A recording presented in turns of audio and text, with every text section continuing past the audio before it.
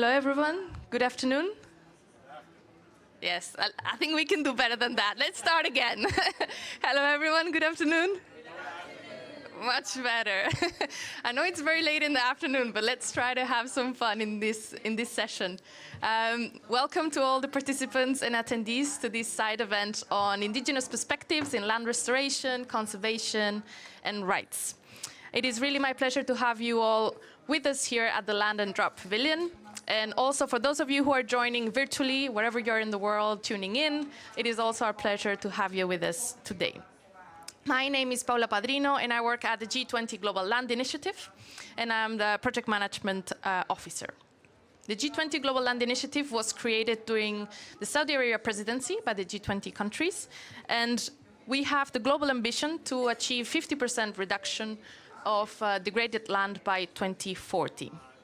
In the past weeks, we have heard in this stage, but also in many other stages here at COP, the importance of land restoration, the importance of land conservation, and also the alarming rate at which land is being degraded worldwide. So states have made many commitments and pledges in the international arena of restoring land. Actually, 1 billion hectares of land has been pledged to be restored. There has been some advancements in this stage, but we are yet far away from achieving these targets. A recent UNCCD report actually shows that since 2015, we have degraded more than 100 million hectares of land every year. So if we continue like this, we're just bridging and making the gap even bigger, and we will have to restore between 1.5 and 5 billion hectares of land by 2040. So today is COP's theme, Nature Day, and we decided to bring another layer to the conversations that we've been having and bring along the Indigenous perspectives into the stage. Indigenous communities and First Nations play a pivotal role in soil conservation, in preserving biodiversity, and avoiding the degradation of life.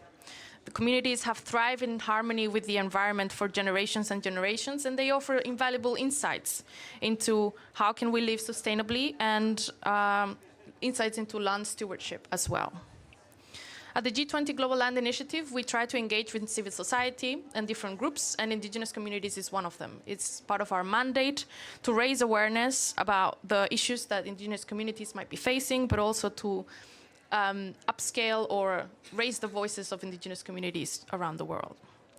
This side event aims at exploring what are the knowledge and best practices that different communities that we have on the stage can bring to the table. And also we would like to have an open dialogue on what are the issues that you are facing, and maybe like how are you trying to resolve those issues in your different communities, and what can we learn from one another. So I'm extremely excited about the presentations from our panel of experts. I am joined here in the stage with 4 leaders who are carrying out incredible work in your countries, regions, and local communities as well. We will hear your views and your stories. We have Emanuela right on the at the back, at the right side. Emanuela Shinta coming from Indonesia, and she's from the Dayak community. We have Monica Yator coming from Kenya. We have Federico Perez coming from Colombia. And finally, we have Maria Jose Artis coming from Suriname. So I'll present them more in depth later on. The way that we have organized this session is we will have a 5-minute introduction by each of the speakers, where they will present where they're coming from, what are the challenges that they're facing as in the Indigenous communities. And then we will move on to the questions and answers, where you as the audience, you can ask questions to them. They can ask questions among themselves and trying to find some solutions or some ideas of how they can solve some of the problems that they might face. So, without further ado, I'd like to begin and introduce our first panelist, so Monica Yator. Monica from Kenya, she's the founder of Indigenous Women and Rights and Girls Initiative, and she's a team leader of GLF Baringo chapter in Kenya. She's a strong activist in climate change, gender equality, social inclusion, and Indigenous people's rights. She's also known for her contribution to agroecologic movement in climate action. So, Monica, you have 5 minutes. The floor is yours. Thank you so much for having me here, and also giving us an opportunity to share our stories and the journey that we have been. I'm a pastoralist and a feminist for that case. And my journey started way back in 2019. I used to advocate for anti-FGM campaigns, anti-GBV campaigns, but that was not enough. I realized that we are jumping into SDG 5 and forgetting that we have SDG 1 and SDG 2. And coming from a pastoralist community, women in my community are the breadwinners. They're the one feeding the household and also feeding the economy. So without food, you are putting women at risk. And this risk, of course, is exacerbated by climate change. You see women walking for kilometers to look for water, to look for firewood, to look for, even they go to the market to fetch, to get vegetables, of which they can produce those vegetables in their own backyard. So I realized, no, I need to start a restoration initiative by introducing agroecology for among the women. And these women are depending so much on livestock. And to my community, livestock belongs to the man. So in case, for that case, if a man goes to sell the livestock, maybe a goat or a camel or a sheep, he does not come back. At times they go away for the next 3 to 4 days. So who suffers? The person who suffers is the woman and the children at home. So introducing agroecology was a true pass to me. I realized that we can feed the economy. We can also build the self-confidence of our women and also give them a chance to even engage in decision-making platforms, because they're confident enough, they can pay school fees alone, they can support their children up to school. So to me, that was a key take, and I also want to urge everybody else to support dryland restoration through agroecology, and I would like us to speak more, how can we bring women voices, especially the pastoralist communities who have transitioned to agroecology, who have transitioned to sustainable food system. We are not talking about carbon. We know carbon is there, but can we talk about feeding fast? We need food fast. Thank you so much. Thank you very much, Monica. That's very, very interesting. And we'd like to explore more about your agroforestry projects later on in the Q&A. I'd now like to introduce our second speaker, Emanuela Shinta. Emanuela flew all over from Indonesia, and she's a Dayak leader and activist. She's the founder of Ranu Wellum Foundation. Her expertise in youth environmental activism and indigenous digital storytelling has empowered many people around the world. So Emanuela, I'd like to pass the floor over to you. Thank you so much.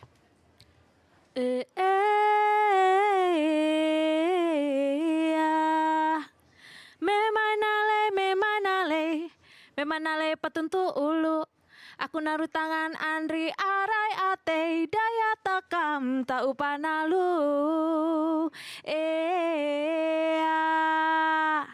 With a grateful heart, I would like to welcome you in this event. Thank you so much for having us here and having me especially. Adil Katalino bacuramin kasaruga basengat kajubata arus arus arus. Greetings from Dayak people. My name is Emanuela Shinta. I'm coming from Kalimantan Island. That's a part of the Borneo Island that belong to Indonesia. I belong to Dayak Manyan tribe, and we Dayak people are the first people of Borneo Island. And we consist about like 400 different sub-tribes, all speak different languages and also have different culture. And where I come from is an island very rich in natural resources and wildlife, biodiversity. And my work is specifically to empower indigenous youth and mobilize them to be at the front line of this environmental battle that we have in Kalimantan. Because Kalimantan is such a very rich island, of course also there is a lot of challenges and it experiences massive deforestations right now. Like more than 90% of the real habitat of orangutan is gone. More than 50% of the rainforest in Borneo is gone. Everything is under threat. And especially with the forest fires and haze that already happened since 1997, every year, we experience a lot of damage, environmental destructions. That's where I was born and I have been growing up. So it comes to me that we cannot just stay silent and waiting for someone to fix it, whether it is conservationists or like Western green organizations or the UN or government, because forest is the part of our identity. And with the indigenous youth in Kalimantan, we have this in our mind, you know, like we started not because we want to protect or like, oh, we have idea about restore, because previously, you know, like indigenous people in Kalimantan, like we don't have any idea about what is restoring. Why? Because what we know, there is no damage. I mean, like we know no damage. We only know like very beautiful island, the homeland where we are living, right? So when people talk about restoring degraded land, what does it mean? Right? One thing that we only know is we are the keeper, the protectors of this area, of this land. And the way we see that is the forest for Dayak people is the part of our own identity. So with that very basic, like, I don't know whether some people call it principles, but for us it's an indigenous wisdom. We finally mobilized like almost 1,000, I think it's 929 right now, young leaders all across the island and more than 3,000 volunteers to join us in climate actions using indigenous ecological knowledge, mobilizing indigenous youth to tackle climate change and to participate actively in land restoration in Kalimantan. I think that's all that I can share for now. Thank you. Thank you very much, Emanuela. Very inspiring as well, and thank you for sharing that song. That was really nice to hear. I would like to present now our next speaker, Frederico Perez. Frederico is the founder of Selvitas. He is a social entrepreneur and an environmental advocate. His innovative approach integrates indigenous communities into climate action initiatives, combating deforestation in Latin America, in Colombia. So, Federico, thank you very much for being here. The floor is yours. Yeah, thanks, Paula. Appreciate it. And thanks for the G20 Global Land Initiatives for the invitation. It's a pleasure to be here.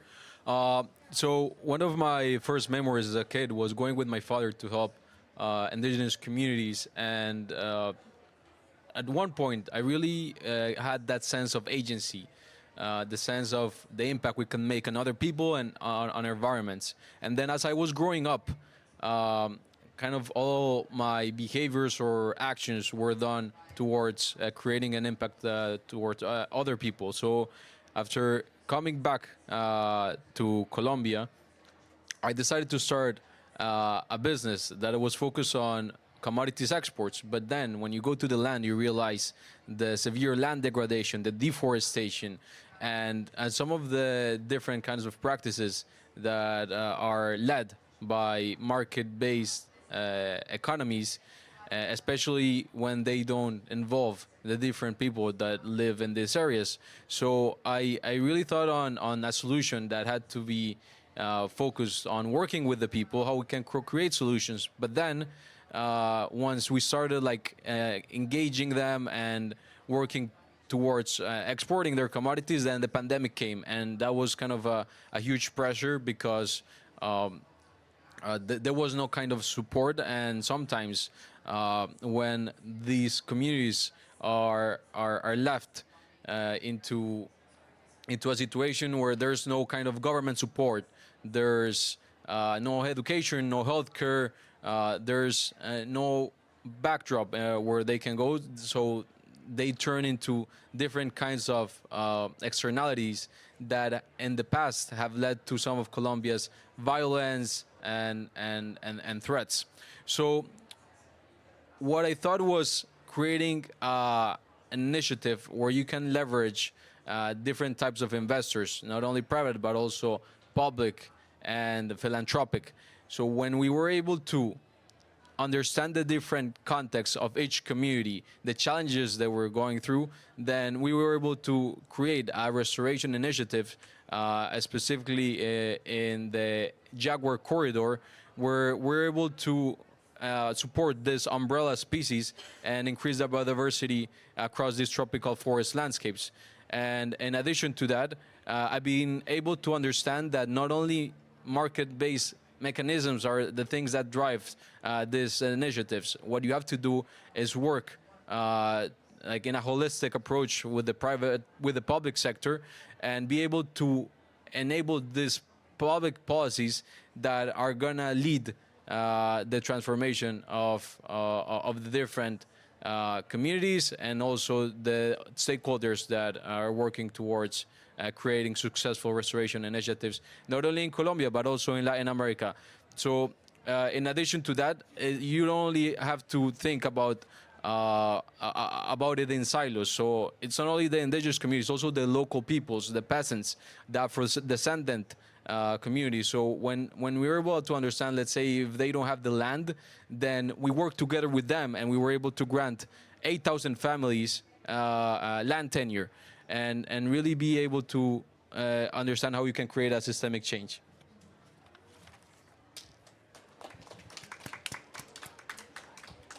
Thank you, Federico. Last but not least, let me introduce to our final speaker of today. We have Maria Jose Artis. She's a community development expert representing the associations of indigenous village leaders in Suriname. She has over 20 years of experience, and she leads initiatives focusing on capacity building and empowerment of indigenous communities. Maria, we are very eager to hear from you, so over to you. Yes, thank you, Paula. Thank you for having me here so I can share something of information with you about indigenous peoples in Suriname. Let me first ask you, do you know Suriname? Do you know where Suriname is? Yeah, you're from South America, so you should know. And I see one person in the audience as well. But Suriname is in the northern part of South America. It's above Brazil, so to say. We have on the one side we have French Guyana, so French colonized, and at the other side is British Guyana, British colonized, and we were Dutch colonized. Suriname, we have indigenous peoples and we do have tribal peoples, we call them. These are the descendants of the slaveries. They also live in the interior together, different places, own communities, but as indigenous peoples, they live also in the forest. We work, our organization work with the indigenous village leaders, the traditional authorities. They have their indigenous peoples organization, so it is a informal organization, but the secretary of them is a foundation, and I'm one of the persons working within the foundation. This is important to say because it's actually the traditional village leaders who make the policy and who tells us what is their priority and what we need to work on. At this moment, we are working in one of the communities, Konamerume, with Karinya people. And this community decided, after a process, that they will be focusing on building, I'm not going to use the word more, but building an economy, because I mean, we don't use the word economy when we talk about our way of life in the communities, but building a way of life in the community where what is very sustainable with nature, what is in harmony with nature, and they really took this decision. They were very aware by taking this decision what it would mean. We work a lot with maps in Suriname, and we started to work with maps. We made maps of indigenous and tribal territories, because in Suriname, the collective rights of indigenous peoples are not recognized. So by making these maps, we had a tool, we had a proof that what is our lands. Now we have demarcated all our lands. Our rights are not still not recognized, but we use the maps. We work with the maps, and in Konamerume we also built together with the community a three-dimensional map.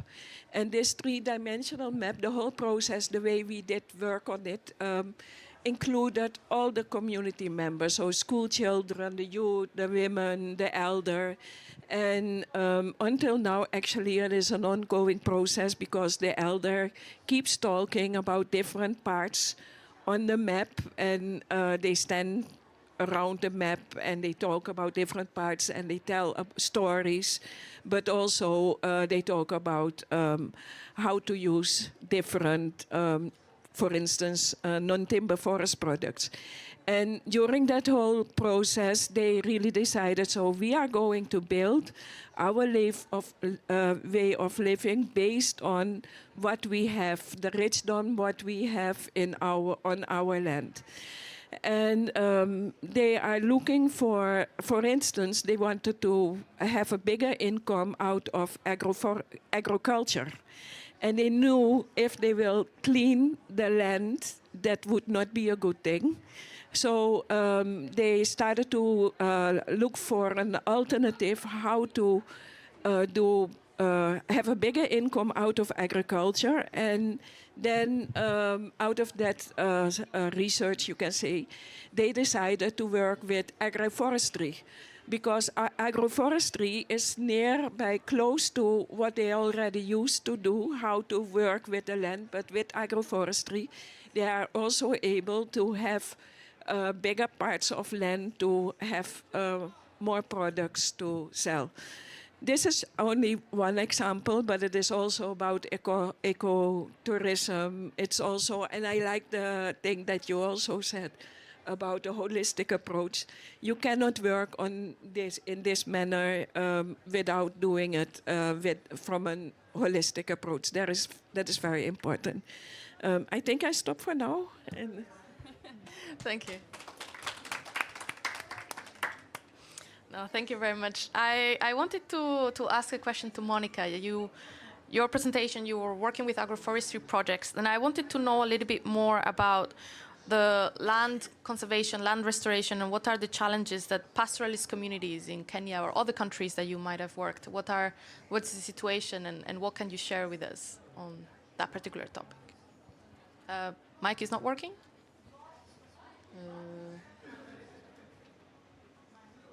Maybe. Excuse me, the mic is, let's see. We are facing a lot of challenges, especially now that we are using our land communally. We don't have title to this land. And if you look at the laws in Kenya about community land use, they say what is above,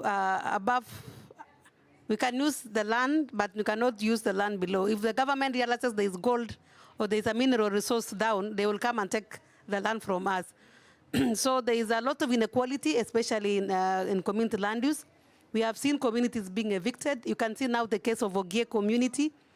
If you are watching news, and also we had some communication with the government as well, we have evictions that is going on. The government want to take up the forest because they want to do carbon trading. And I'm wondering, why don't they do carbon trading and leave the indigenous people to protect the forest as well? So you see the people who are coming to displace us are people who want to do industrial agriculture. It's not actually the carbon business they are doing. We also have unsustainable land tenure system. You saw the case of Loliondo in Tanzania, in Ngorongoro, where pastoralists in Tanzania were evicted by the government. They want to give this land to a private investor to do hunting. So you are wondering, what is conservation if they cannot respect human rights and also the indigenous people's rights? So again, we have this conversion of community land without prior consent to the people who are living there. They are not considering the FPIC guidelines that it was given. So again, you wonder, why are people talking about restoration, yet they are not considering the lives in that land? If the indigenous communities have been living in the forest and taking care of the forest, why don't they be part of this carbon business if there is business in selling air or what? Because we don't even know what is this air being sold, what is this carbon business. So it is the restoration that they are bringing in is not inclusive. We don't understand. So we need to understand this restoration as well. And also, if you see the government projects that is coming in my country, they are focusing in rainforest areas where there is rains, but nobody is talking about the pastoralist community who is living in arid and semi-arid areas. Our land now is so degraded. We have deep gullies, very big, covering a big land. We don't know when will the government think of restoring these dryland areas. They are not even supporting the small-scale initiative that we are doing now, improving land through agroecology and also biodiversity conservation that we are doing. So we need to even tell our government to focus and also support grassroots organizations working to support climate action, and also think about food and not carbon business, because our problem is already food. We are already struggling to feed our own families, even the society. So let's start bottom up, respect rights, and also start with what is necessity, a basic need, which is food. Thank you.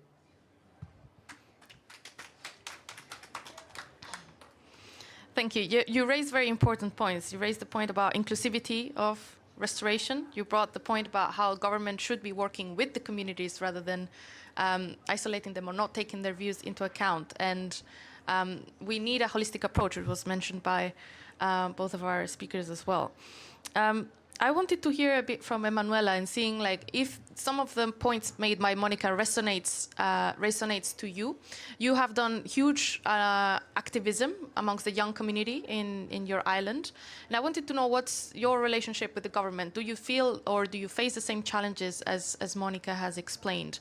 Or if so, how has your activism, have you achieved any policy changes, or it's still very difficult, or what are some of the successes that you can share with us through your activism in this space? Thank you. Yeah, I think, like it's like a common problem, right? When government have these projects or like plan coming to one area and try to implement it without consulting what is the need of the community. And that's also what we have in Indonesia, specifically in Kalimantan. Like I mentioned earlier, like we have this problem with forest fires since 97, every year till even like 2 months ago, like we have a very bad fires in haze where like the pollutions like really equals to smoke like hundreds of cigarettes in a day. So imagine how the babies and elders and pregnant women and even like youth like us like breathing in such kind of poisonous air. But the problem right now with government is, even though like there is a lot of claims that we are successfully reduced the number of the fire spots in Indonesia, or like specifically in Kalimantan, but the fact it keeps happening every year. So something is not right there, right? And even lately, there is this one innovations coming from another country. I think it's from Japan at the time. They bring this technology. They say, okay, this technology can be used to stop these peat fires, because peat fire, it's different compared to the normal wildfires. It's burning under the surface of the ground. 2 meters, 3 meters under the surface of the ground. But still, the fires still happen. And who can stop the fires? If we only rely on the official firefighters, it's impossible. So my team and I, we mobilize our young people to be volunteers as the firefighters at the front line. I myself, I went to this burning area in the middle of the night with our team. We have our machine pumping, we have our uniforms, we have our helmet, boots, safety gear, trying to stop the fires, because it's everywhere. It's over 2,000 in our province alone. Nearby our city, it's more than 500. So it's everywhere. So, we as young people, we have been enough, like we kept saying, please immediate action before it becomes the worst. But still, I will say government wait until it becomes very, very worse and like it's like emergency level, and then they start to take actions. But the thing here is not only about trying to put in the fires out, but it's about preventions, right? We have to be ready. It's about restoring the damaged area, and that's something that, well, it's challenging. I don't know. I don't want to say that we're not successful enough, like with all this restoration agency in Indonesia. I know there is a lot of claim, it's successful, but the fact is we living on the ground level, it's fire around us. So if you want to claim it's successful, it means the fire has to stop at all. Right? If we are still breathing in such polluted air, it means you are not successful enough with your project, with your program.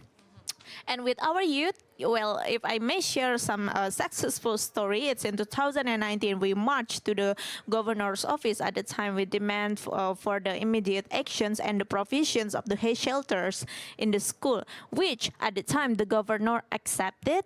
After we marched for 8 days, accepted, signed the petitions on, we will do as you want. But until now, there is still no his protocols and his shelters in the schools, and children keep exposed to this pollution whenever the fire and hay season come. So if we say like we're successful to change the policy, yes, there is a change at the time, but the implementations of that policy, I think that's the challenge. But another successful story also, because we demand like for government to stop keep blaming the indigenous farmers as the one who started the fires. So I remember like 2 years after that, there was the regulations then changed because they will allow the indigenous farmer to burn under 2 hectares for farming. Because the fires in Kalimantan, it happened because of the palm oil plantations, mostly not because of the cultural burning of the community. So these misconceptions, we try to make it straight, and our local governors at the time, they agree to release like, okay, the statement like it's not the farmers that are the one that start the fire, and then they make the policy that will allow the farmers to burn.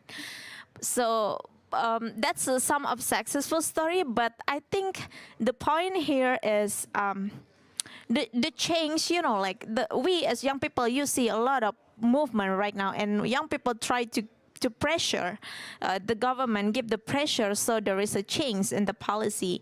But how effective is that? In our case, in Indonesia, it's not that effective. It's not enough. I mean, like young people, especially indigenous youth, it's not enough yet to change the policy. I think in Indonesian context, whether it is in regional and national level, there should be the inclusion of the voices of indigenous youth on the table of decision making. And that's something that I still have not seen that in Indonesians process of decision making. So I hope maybe they will listen after maybe watching this live streaming. I don't know, but that's really my hope in the future. Thank you very much, Emanuela. Thank you. You raise 2 very important points. One is prevention. So I used to work in disasters and conflicts. So we used to try to make people think about disasters and think about prevention rather than the aftermath of a disaster, whether if it was a landslide, a tsunami, an earthquake. So if we prepare appropriately, then the risk would be less and the population would suffer less. So prevention, it is indeed a very important point. The second point is about implementation challenges and how sometimes it's hard to from the policy level to actually get into the actual activity and the implementation level. And I want to reach to Maria Jose, and you have vast experience in restoration projects. You have the Good Life plans, and I want to know how does it work in Suriname? All these national and international projects that you're supervising or you're being involved with, how can we achieve large-scale restoration? What are the challenges, or how do you address this with your own governments, and how do you actually make the implementation successful? Yes, this might be disappointing. Okay. But yes, in Suriname, as I said, we don't have our collective rights recognized. At the same time, we are in good, well, let me say it a different way. According to the government, our organization, the traditional authorities, are the speaking partner of the government. So we stay in dialogue with the government with all kinds of issues, and this had to do with political issues, but also with more based, local community-based problems, what is going on.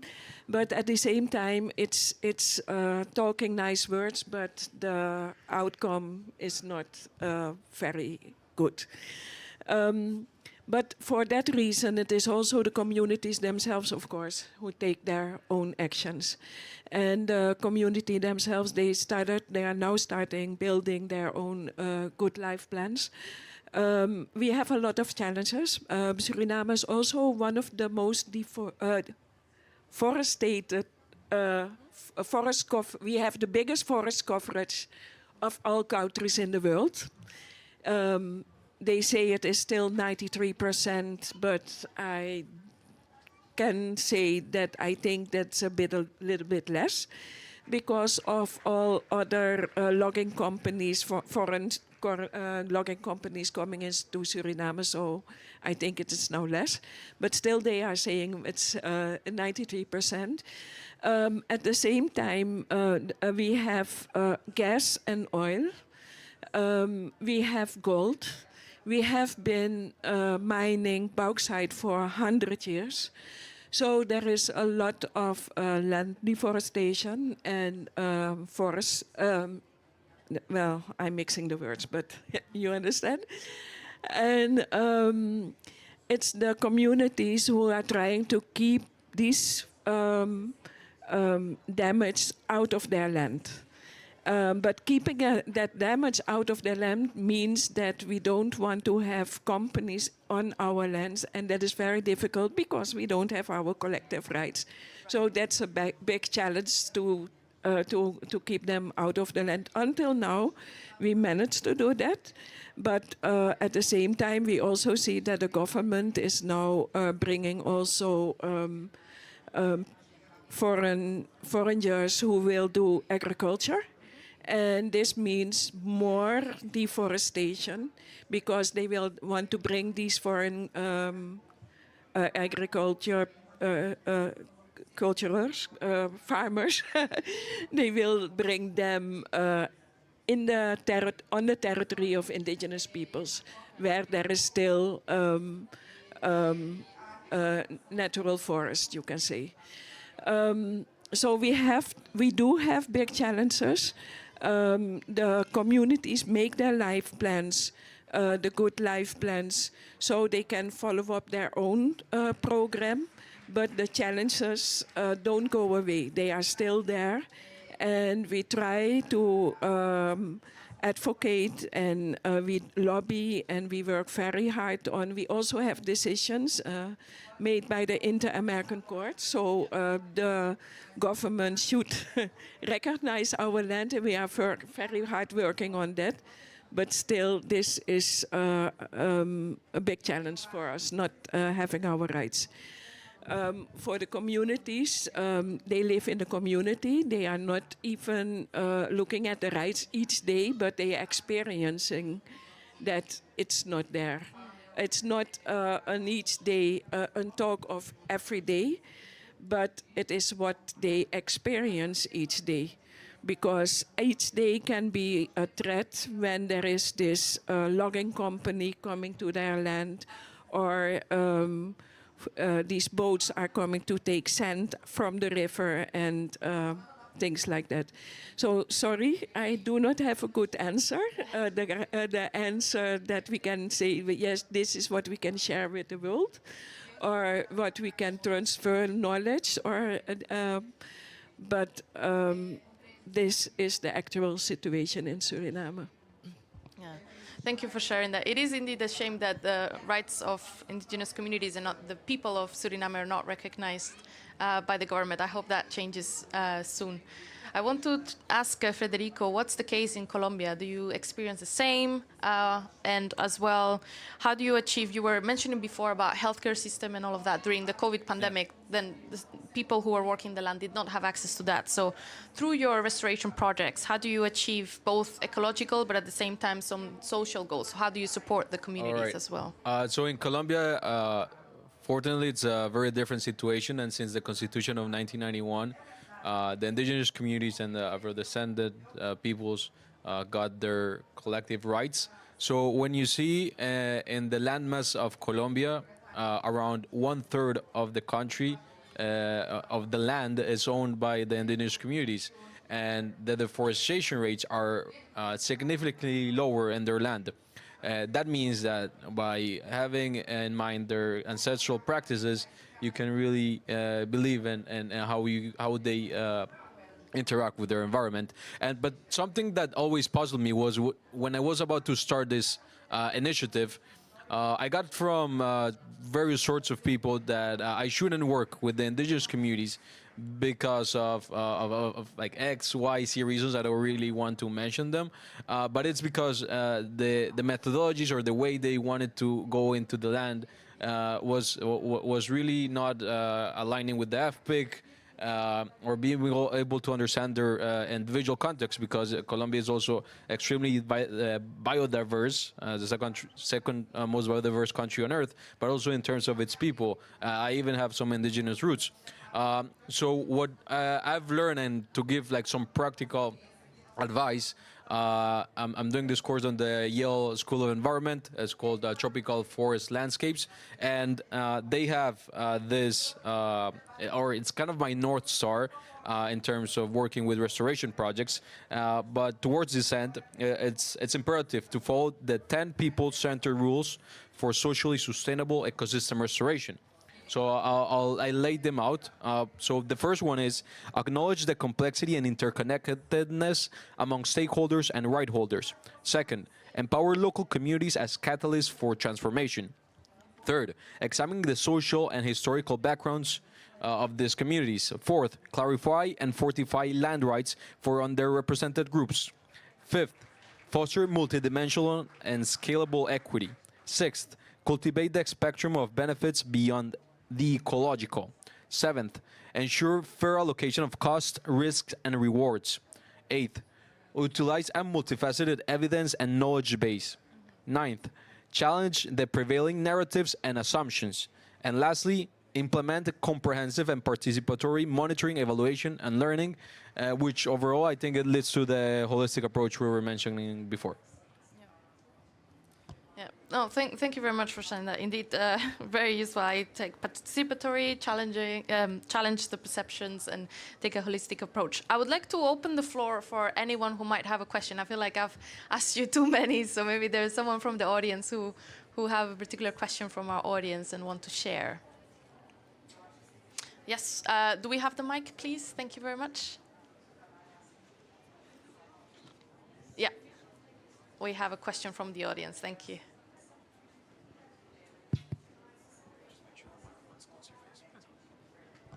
Thank you all. My name is Milena. I wanted to ask you, because all of you were saying the governments are really not actually accepting or acknowledging your rights. So if you have like a magic warrant, what is the one thing you really want to be changed to actually then see actionable actions which really improve livelihoods and life? And to what extent do you see like also businesses play a role in this transformation? Yeah, thanks.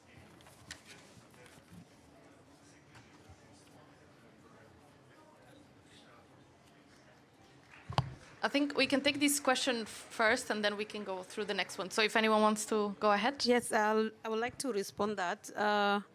First thing is government, state and non-state actors should recognize that indigenous people exist. They have their own lifestyle, they have knowledge, they have solutions.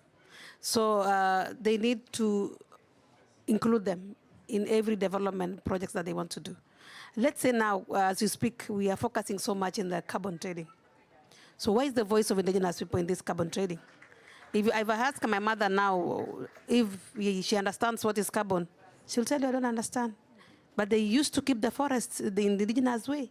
We don't cut trees, but now people want to cut trees because they want to make paper, they want timber, they want ABCD.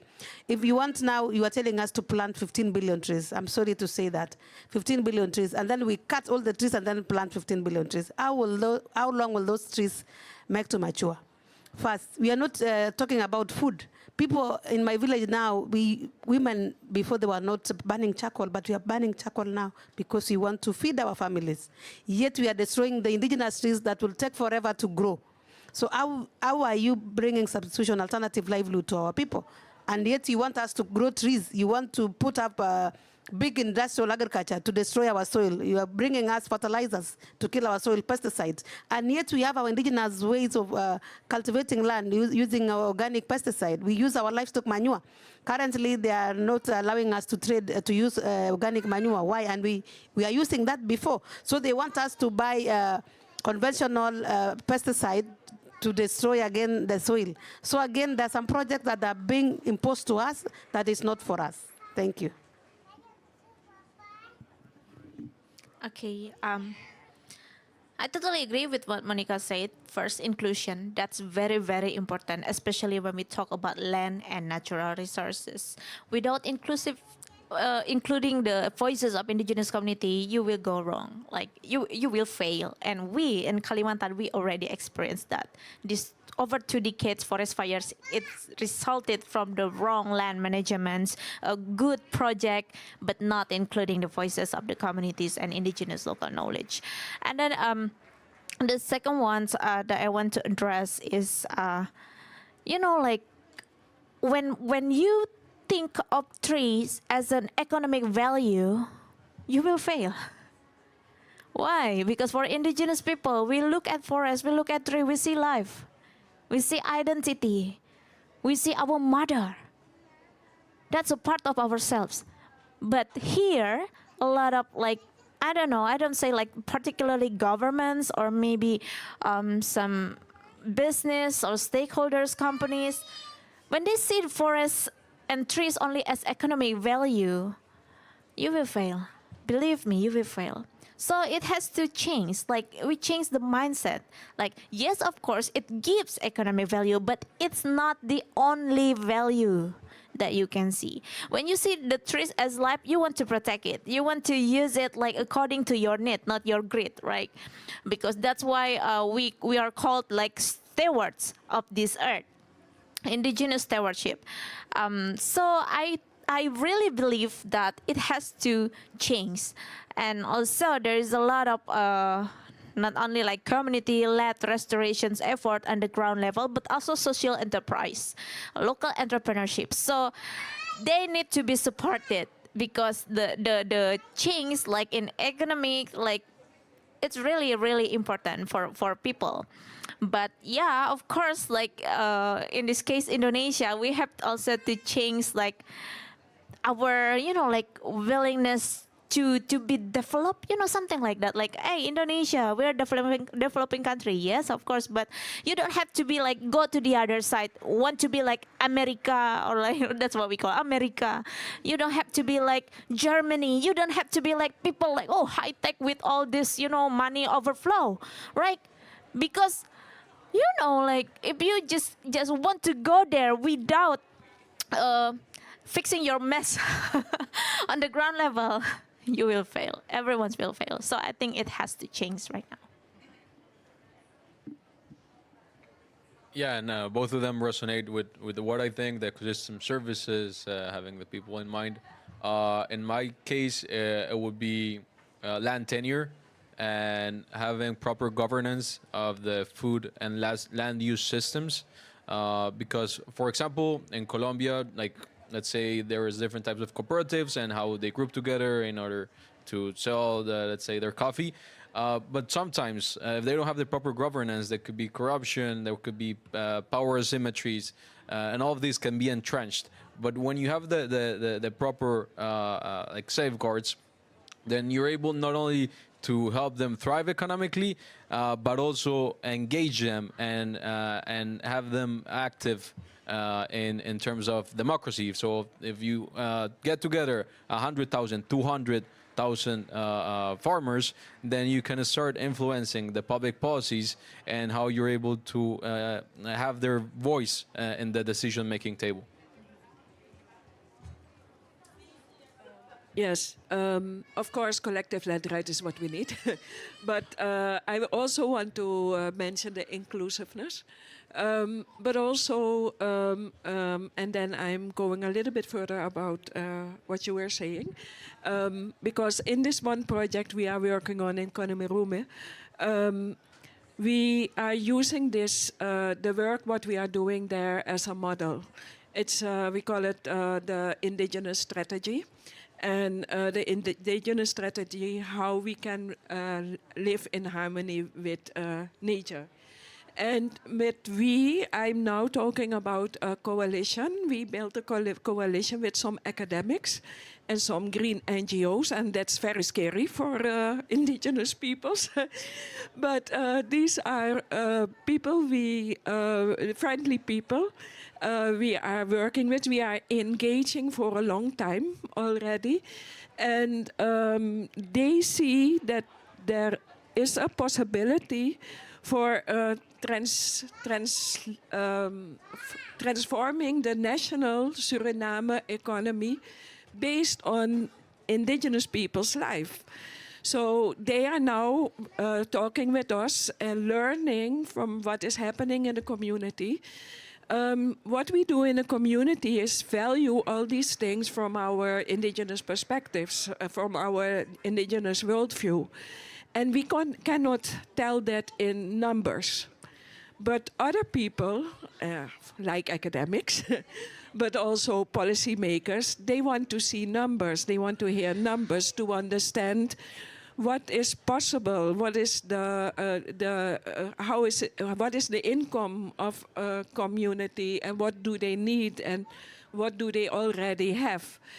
So we decided now to do our own case studies in the community, and the way we are doing it already, just from our own indigenous worldview. But then at the same time, we will have to learn, we still don't know how, but we will have to learn from national and international experts how to translate that also in numbers, only to make it visible for other people on national level. And we think only in this manner we can also bring such a model to the national level, so that the indigenous strategy will become a national strategy. And it will take some time, but we hope that the COP30 will be in Beijing, which is only 1 hour flight from us, and we hope that we can showcase then what we have reached. We definitely hope to see that, yes, taking place and being developed. There's another question from the audience, so I'll pass the floor back to you. Is it working? Oh. Yes, mine is on the customary laws, because in restoring our ecosystems, we have customary laws that are guiding us. And I remember when we visited Indonesia, we were in Bali, and we visited one of the communities, and they told us that they are using the customary laws to guide them in restoring the ecosystem. But another thing is on the restoration, we don't talk of planting trees in our communities, but we are managing our ecosystems naturally. So our cattle will eat the acacia trees and give seeds, or maybe shake these pods of seeds during the movement, during the migrations and all this. And also the wild animals also are part of us. And when we take medicinal roots or barks or leaves of trees for our use, we have to ask, we take trees as families. So we ask to be allowed to take part of these plants. Nowadays we see this new fashion of laws that are not in connection with nature, and that's why there is a problem now, because this problem is about competition of these resources, and humans try to go away from nature. And now the humans realize that they are a danger, but they are still not acting, because we see, for example, in this process, indigenous peoples are part. But when it comes to allocation of resources to restore the ecosystems, the indigenous people get less. We have scientists in our own communities. We have technologies, we have indigenous knowledge, traditional knowledge, and all this. But still, it's not taken into consideration as the way IPCC is taken into consideration. So in restoring our ecosystem, conserving, we see that indigenous can play a great role in conserving and bring back our ecosystem in a natural way. And I think this should be taken into consideration. So on the element of rights, not only our rights are being violated, but also environmental rights and Mother Earth also violated, because we are distancing ourselves from natural laws. So this is, I don't know if it is a question or what, but I just wanted to point out. Thank you. I think we can take it as a comment, and then perhaps our panel can contribute to that comment if they wish to. Or do you have a question related to the same? Yeah, to me, I think this is a general and sensitive question. And please, you'll have to bear with me because I have to. My question is, us as the indigenous. First of all, my name is Edith Santien. I'm from Kenya, the Maasai indigenous communities, and I'm happy to be seated next to Papa. He's a Maasai from Tanzania. It's good because he's here, because he's an elder. I'm feeling like there is a gap between the young generation in the indigenous people and the older generations. So when we talk of land rights, I'm giving an instance whereby we as the young people in universities and leading younger organizations would stand and demonstrate for the injustices done to our people. But the same people we fight for are the ones that are going to be manipulated so easily with the leaders through handouts, and they sign contracts that are not going to favor us as the indigenous people. And so the younger generation, we feel like even if we want to scream at the top of our voices, we never heard, because the elders will make the decision at the end of the day, because the youth, we don't have a voice when it comes to land ownership, when we don't have a voice when it comes to community ownership, because we're still young and we're still being nurtured by our elders. So my question is, how are we going to work, the younger generations and the older generations, so we can ensure that we fix the problem and the dividends amongst us? Because I feel like the dividends is what is causing us lose the way, because the younger generation can explain what carbon credits is. They can explain what it means to give out land communally as a conservancy for the wildlife, because you find that at a point wildlife are protected more than human beings. We, the indigenous, lose it because we become more underrated than wildlife. So my question is, how are we going to work together? Yeah. Yes, thank you very much. I think the youth can provide yes, I think that even goes for the G20. Maybe that is what we can take over after this communication. How will you support the initiatives like for us? And also, it's actually the truth that the young generation are not aware of what is happening in the IP lands. And also, who decides for the conversion of community land? Like in my community now, we have Northern Rangeland Trust. They have taken over 15,000 acres, 50,000 acres of land. They are doing conservation in our land. And currently we are fighting, intercommunal fighting now. Pokot community is fighting with Dorois community. Dorois is fighting El Chamus. El Chamus is fighting Pokot. So there's a web of conflict because somebody has taken land to do conservancies. So where is the grazing ground for us? We are forced to migrate to other areas to look for pasture. And you see the way our pastoralists now, my people, I'm sorry to say, they're even violent, and the government is fearing them now because they are harmed. I don't know where they get guns from. And what they see is violence. If they see even a government vehicle passing by, they will shoot the government. So it has become a war between the people and the government. So where is our voice? And if we're talking about restoring these dry lands, how will we restore these lands when the government is not even coming to us? The whole of that, there is no road because they call it a disturbed area.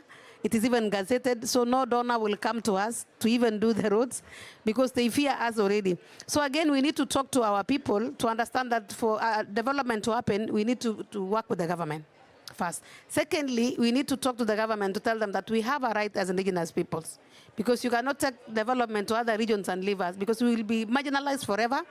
People will be going on with their schools and they call us bandits. They'll call us, we don't want development. They call us other names because we don't understand what is happening. We need to appreciate also development as they come in, so that we, as youth, as we go to university, we see a lot of people advancing with education. But if you come to my community, you still find the young, vibrant youth who don't even know what's happening in the world. They don't even see televisions because there's no network coverage. we are still living in the bush because of marginalization. So how do we bring in the voices of indigenous peoples to all these other platforms, and also tell my president that indigenous peoples must develop. And taking development to them is education first, so that we don't become rebellious to any development that is coming to our community. Thank you so much. Yeah, we're running out of time, so Just to add one small thing, talking about education, there is an amazing initiative that's launched by the G20 and the International Trade Center community. They support ecopreneurs, and this year it was an award, and the following years is going to be a huge program. So just check it out, because that's really part of the transformation and how we can keep engaging youth and empowering them. Yeah, absolutely. So the final point I wanted to make before we wrap this up, we are unfortunately running out of time.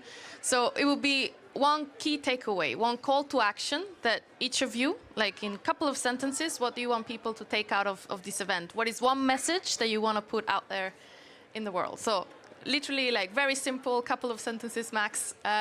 Perhaps a start from the far right. Emanuela, you can begin. Okay. Yeah, it's difficult, but yeah, I think I already said what I need to say today. But just a very simple message to indigenous youth who may watch this live streaming. Try to close that intergenerational gap, because we young people, whether you are indigenous or not, we should learn.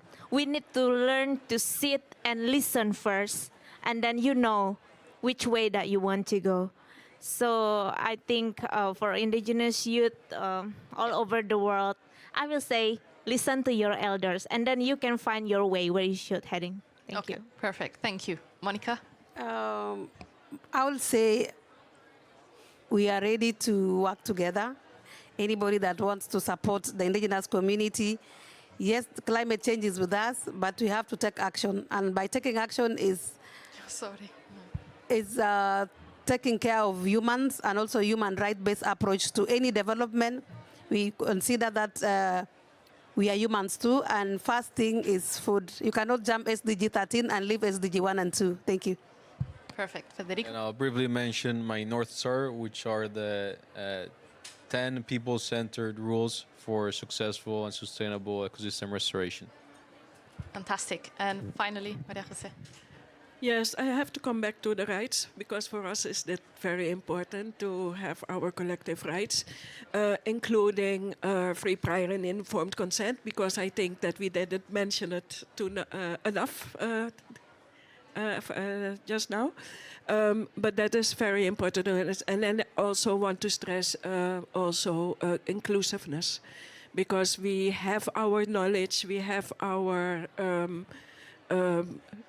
knowledge to share, and it can be shared in our own way. Perfect. Thank you very much. I'll close it at that. I don't want to summarize, because I think those call to actions perfectly summarize what we have been discussing. So I think a big round of applause for our speakers, and we can call it a day. Thank you very much.